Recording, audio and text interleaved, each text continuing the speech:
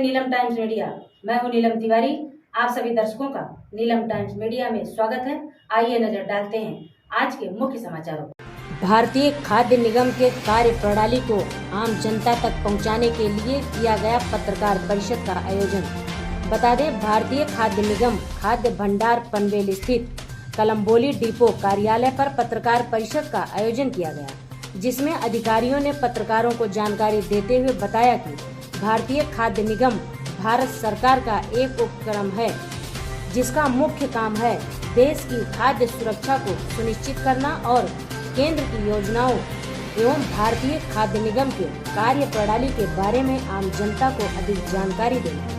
और भारतीय खाद्य निगम की स्थापना का उद्देश्य यही है कि केंद्र सरकार और निगम किसानों और आम जनता के हितों की रक्षा करने के लिए सदैव तत्पर है और चावल के फोर्टिफिकेशन के बारे में जानकारी देते हुए बताया कि एक सूक्ष्म पोषण तत्व जोड़ने की प्रक्रिया अल्पावधि में पोषण संबंधी समस्याओं का समाधान करने के लिए एक प्रभावी निवारण और लागत प्रभावी अनुकूल रणनीति शामिल है।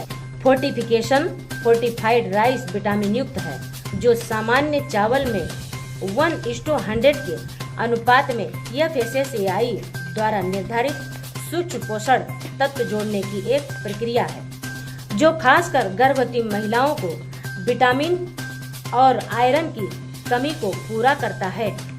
और इस प्रेस कॉन्फ्रेंस में भंडारण प्रबंधक जयप्रकाश जी शर्मा, डिपो प्रबंधक विलास दरेकर, शिवाजी केसरकर, वीरेन पूर्ति, शांताराम जी बाबुल, संदीप देशमुख, दीपक पवार, अनिकेत पाटिल उपस्थित रहकर अधिक जानकारी देते हुए क्या कहा, आइए देखते हैं इस खबर में।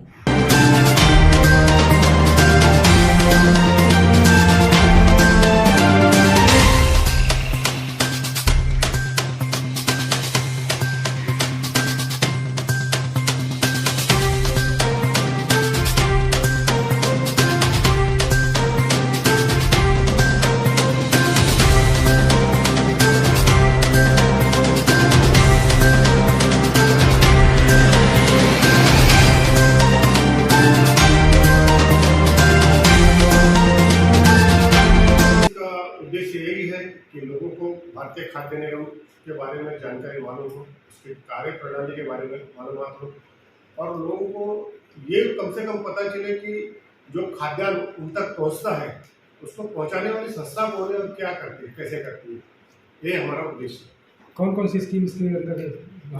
ये भारतीय खाद्य निगम की स्थापना जो है 15 जनवरी 1965 को तमिलनाडु के तंजावुर शहर में हुई थी, जिसका उद्देश्य था कि किसानों के हितों को सुरक्षित रखने के लिए प्रभावी मूल्य का समर्थन, किसानों को अच्छा पैसा मिले, अच्छा उनका जो मेहनत है उसका मिले। दूसरा बात, सार्वजनिक वितरण प्रणाली के तहत देश भर में खाद्यान्नों का वितरण करना। तीसरा है राष्ट्रीय खाद्य सुरक्षा के सुनिश्चित करने के लिए खाद्यान्नों के प्रचलन एवं बफर स्टॉक के लिए खाद्यान्नों का प्रचलन बफर स्टॉक के लिए संतोषजनक जो स्तर को बनाए रखना, खाद्यान्नों के स्तर को बनाए रखना, ये जो है हमारे मुख्य उद्देश्य है। राष्ट्र सेवा के अपने 58 वर्षों के दौरान भारतीय खाद्य निगम ने काफ़ी अच्छे काम किए हैं और ख़ासतौर से जो आपने देखा होगा कि कोरोना के दौरान जो खाद्यान्नों का जो वितरण किया गया, आदरणीय प्रधानमंत्री श्री मोदी जी के नेतृत्व में प्रधानमंत्री गरीब कल्याण योजना के तहत हमने खाद्यान्नों का सफलतापूर्वक जो है वितरण किया। हमारे जो महाप्रबंधक महोदय श्री मनमोहन सिंह जी सारंग, उनके आशीर्वाद एवं हमारे जो मंडल प्रबंधक उनके संरक्षण में हमने इस काम को अच्छी तरह से पूरा किया है। और आपने देखा होगा कि हमारा मुख्य उद्देश्य है कि भाई गरीब तक एक अनाज पहुँचे। इस इतनी बड़ी आपदा को हमने झेला है, लेकिन अनाज की कमी कहीं भी महसूस नहीं की गई, जिसका पूरा श्रेय मेरे ख्याल से भारतीय खाद्य निगम को जाना चाहिए और हमारे सारे प्रबंधन को जाना चाहिए, हमारी कार्यप्रणाली को जाना चाहिए और उन सभी युवाओं को जाना चाहिए कि जिन्होंने भारतीय खाद्य निगम की स्थापना की और हम उस उद्देश्य में सफल हो सके। तो देखा जाए कोरोना टाइम पे जो कोरोना का काल था उस टाइम पे लोगों को अनाज की बहुत समस्या थी, लेकिन फिर भी भारत सरकार द्वारा अनाज दिया गया।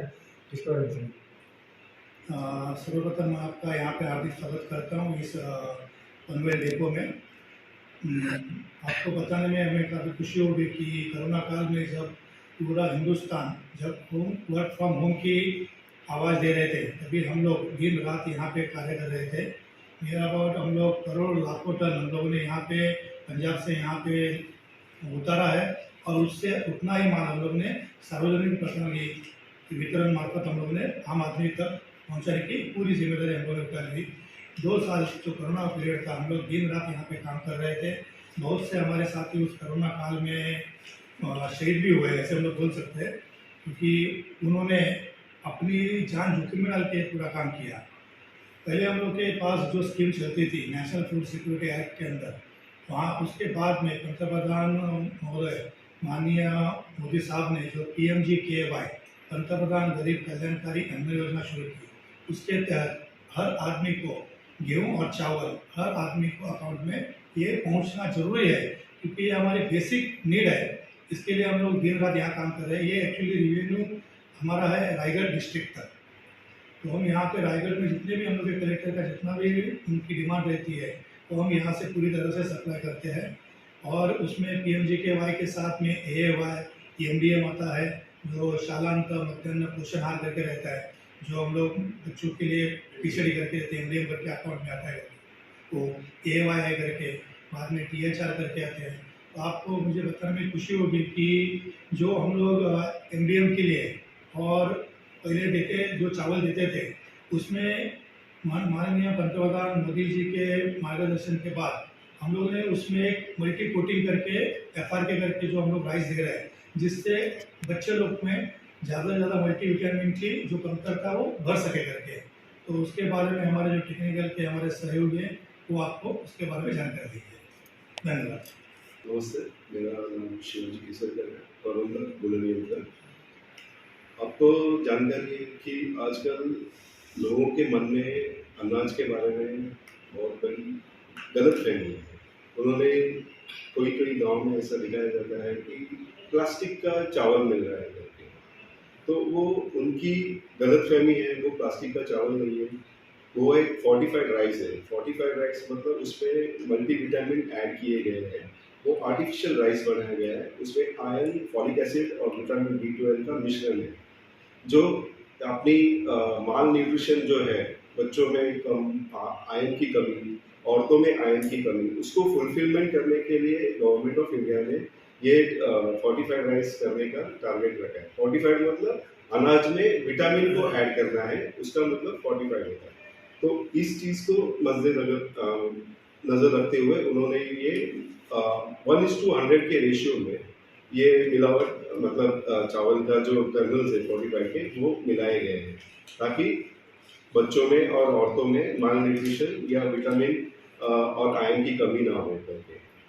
उसकी डेट कब तक रहती है, एक्सपायर वगैरह उसकी सर अभी तक एक्सपायरी नहीं है। उसका जो अनाज है, वो जो उसका लाइफ शेयर है, उसका अभी 3 साल तक बरकरार है, और उसके ऊपर रिसर्च भी अभी हो रहा है।